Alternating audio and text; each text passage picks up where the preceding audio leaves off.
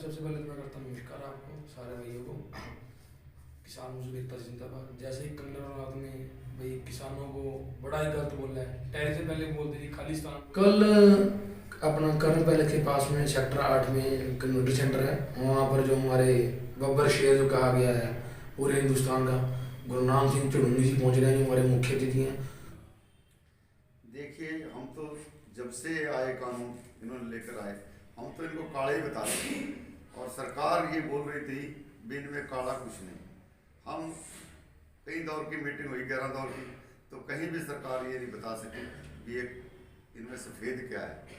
तो इसलिए ये काले कानून थे और सरकार को भी अब पता लगा होगा, कुछ उनके दिमाग में घूमा क्या हुआ, तो एकदम से सरकार ने, मोदी साहब ने गुरु नानक देव जी के पुल पर उन 3 काले कानूनों को वापस लिया और आज पता लग रहा है वो कैबिनेट में भी पास कर दिए, उन्होंने भी वापस ले लिए। सबसे मेन देखा जा रहा है युवा पीढ़ी ने बहुत साथ दिया सर।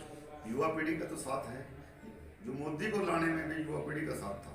युवा ने बहुत मोदी को सपोर्ट किया, पर मोदी ने युवा को ही ज़्यादा रगड़ा, कहीं नौकरी नहीं मिली किसी को, सब अनपढ़, पढ़ लिखे, पढ़े हुए भी अनपढ़ के बराबर घूम रहे हैं, कोई कारोबार नहीं, कुछ नहीं है। इसलिए आज युवा पूरा जागरूक हो चुका है, उनको पता लग चुका भी हमारा भविष्य खतरे में है। सर देखो, किसानों ने पहले 1907 में आंदोलन हुआ था किसान का, जब भी यही काले कानून आए थे अंग्रेज सरकार लेके, वो भी 9 महीने आंदोलन चला था। और ये अब देख लो 2020 से चल के 21 में आ गए, 1 साल पूरा हो गया आज तकरीबन। तो 1 साल के बाद सरकार के यहाँ तीनों काले कानून वापस लिए, पर अभी इसके बाद जो भी हमारे पे केस बने हैं बहुत, वो भी वापस लेने हैं। अभी किसान वहाँ से उठने वाले नहीं हैं। और बिजली का है, धुएं का है, भूमि अधिग्रहण का कई काम है, अभी MSP गारंटी का काम है। तो इसलिए जब तक ये सारे सिस्टम में ठीक नहीं करते, तब तक किसान वहीं पर बैठे रहेंगे। बारे में क्या कहना चाहेंगे? देखो, किसान को देशद्रोही भी कहा, आतंकवादी भी कहा, तो ये तो कोई कुछ भी कह सकता है, क्या करें। हमने तो देश के लिए अन्न पैदा कर रहे हैं, देश को पूरा अन्न दे रहे हैं। अगर आज किसान ना होता तो देश कहाँ से खाता। लॉकडाउन सरकार ने लगाया, उसमें एक किसान ही है जिसने देश की GDP को बचा के रखा और पूरे देश को खाना दिया। अगर लॉकडाउन में किसान भी घर बैठ जाता तो कहाँ से खाते आज देश। तो इसलिए किसान को ये बातें कहनी इनकी शोभा नहीं देती, पर किसी को रूप से तो जो मर्जी कहे, चाहे आतंकवादी कहे, चाहे उग्रवादी कहे, जो मर्जी कहे, वो तो सरकारों का है। हमारे लिए तो सारी सरकारें ऐसी हैं, कांग्रेस ही कहते हैं। हम कांग्रेस कहाँ से हो गए, हम तो कांग्रेस के भी खिलाफ थे। जब कांग्रेस सरकार आती है उसके भी साथ लड़ाई करते हैं, ऐसे जो अपने हक की लड़ाई लड़नी है तो उसके भी लड़ते हैं। जी सर। देखो, 700 किसान हमारे शहीद हो चुके हैं और वो सरकार के काले कानून लाने के ऊपर ही दिल्ली गए हैं। जब भी वहाँ पे शहीद हुए तो घर होते अपने पता नहीं कैसे ठीक रहते, क्या होता। तो इसलिए हम तो सरकार से मांग करते हैं, उनको मुआवजा भी मिलना चाहिए और नौकरी भी मिलनी चाहिए उनके एक परिवार के लड़के को। और जैसे हमारी संयुक्त मोर्चा ने मांग किया है कि उनके शहीदी स्मारक बनाने के लिए हमें सिंघू बॉर्डर पे जगह दी जाए, तो वो भी मिलनी चाहिए शहीदी स्मारक बनाने के लिए। चाहिए सर। देखो, टोल तकरीबन 11 महीने से बंद है। सरकार अब कह रही है मैं रेट बढ़ाऊंगी। सरकार अपना मन मानी कर रही है। अगर आज देश में संविधान ना होता ना, तो ये सरकार पता नहीं कहाँ तक गिर सकती थी। इन्होंने तो किसी कानून को दायरे में नहीं रखा, सब कानून तोड़ दिए। तो इसलिए इनसे क्या उम्मीद कर सकते हैं। महंगाई की मार पूरी पहले देश पे कितनी पड़ी है। आम आदमी आज भूखमरी के कगार पे है, किसी के पास रोजगार नहीं है। तो इसलिए सरकार को हम कहेंगे भी ये महंगाई से जनता को निजात दिलाई जाए, ये टैक्स टूक्स ना बढ़ाए जाएं, तो किसान की भी मदद करें और मजदूर की भी मदद करें और व्यापारी की भी मदद करें, तभी देश हमारा आगे बढ़ सकता है। यही कारण है कि आज हम MSP मांग रहे हैं। आज देख लो टमाटर क्या भाव है, 90-100 रुपये टमाटर बिक रहा है। और जब किसान का पैदा हो जाएगा वो 2 रुपये 5 रुपये। पिछले 2 महीने पहले लोग ऐसे सड़कों पर गिर के आए। यही आलू प्याज का भाव है। आलू प्याज भी ऐसे ही सड़कों पर उड़ता है। इसीलिए सरकार से एमएसपी गारंटी मांग रहे हैं कि हर एक चीज़ का पता लग जाए भी हमारी ये चीज़ भाव बिकेगी, हम उसी हिसाब से पैदा उसको करेंगे।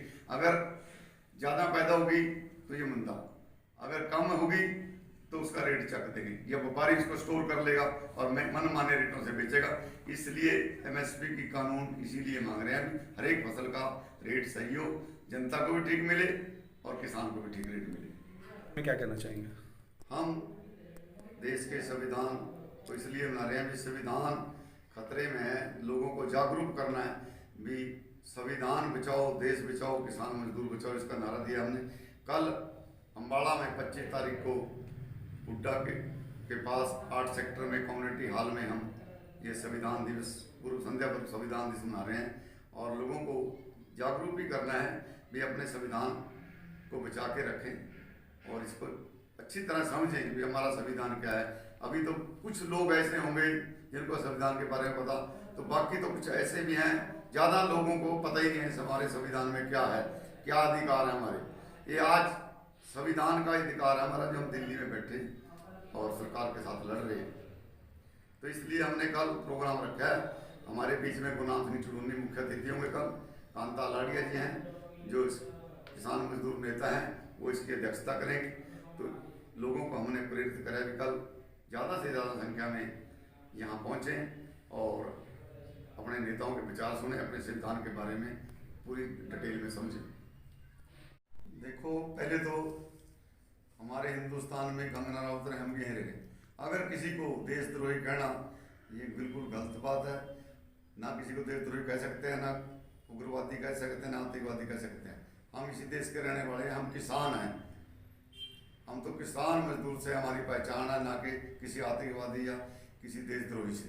तो इसलिए कंगना राउत से हम कहना चाहते हैं आपके चैनल के माध्यम से, ये ऐसे अनाप शनाप शब्द ना बोलें और किसानों को ना जगाएं ज़्यादा। ये पहले दुखी हैं सड़कों पर 1 साल से, तो इसलिए अपने जो शब्द उन्होंने बोले उसके लिए माफ़ी मांगे और किसानों से माफ़ी मांग के अपना पिंड छुटकारा करे।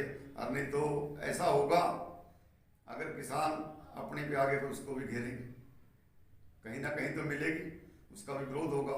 जैसे अब बीजेपी के नेताओं का विरोध हो रहा है पूरे हरियाणा में, पूरे देश में, तो ऐसे ही उसका भी विरोध करना पड़ेगा। ये राजनीति चमकाने के लिए नहीं, राजनीति तो इनकी चमक गई, क्यों इनको पता लग गया जैसे अब हिमाचल में है, इन्हों की सरकार है और इन्हीं की सरकार में वहाँ पे 3 MLA, 1 MP, MP की तो जमानत भी जब्त हुई। इतना बुरा हाल इनका हो गया। अभी इनको यूपी पंजाब दिख रहा है, इसलिए इन्होंने काले कानून वापस लेके या के वोटें बटोरने का काम कर रहे हैं। किसान समझ चुका है, हर व्यापारी समझ चुका है, मजदूर समझ चुका है इनकी चाल को। हर एक आदमी आज तक है पेट्रोल और डीजल गैस से, आज गैस देख लो दुगुना रेट हो गया, कोई सब्सिडी नहीं रही, ऐसा ऐसा वो बंद कर दी। खाद नहीं मिल रहा, पहले TAP के लिए, अब यूरिया के लिए लोग किसान सड़कों पर घूम रहे हैं।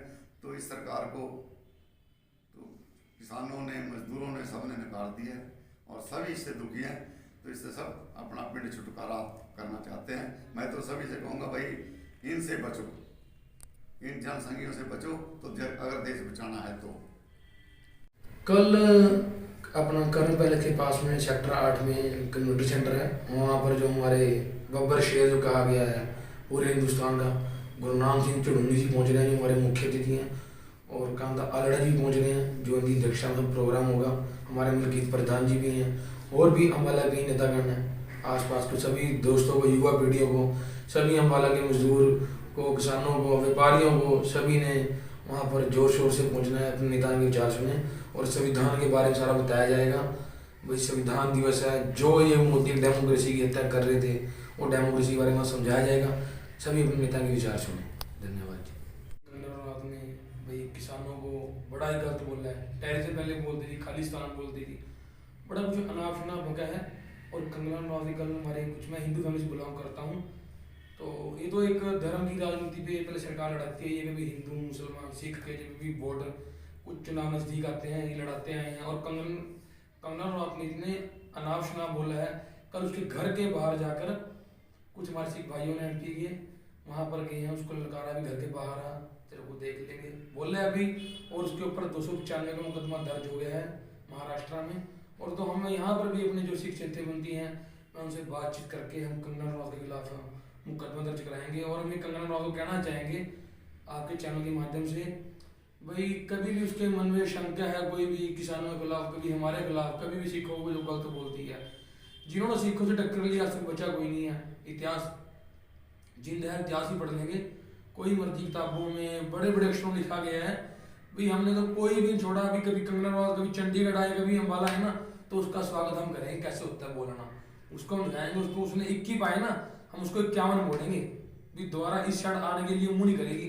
वो जो हिमाचल की है ना, झोंपड़ियों में रहने लायक वहीं पर रहेगी, झोंपड़ियों में।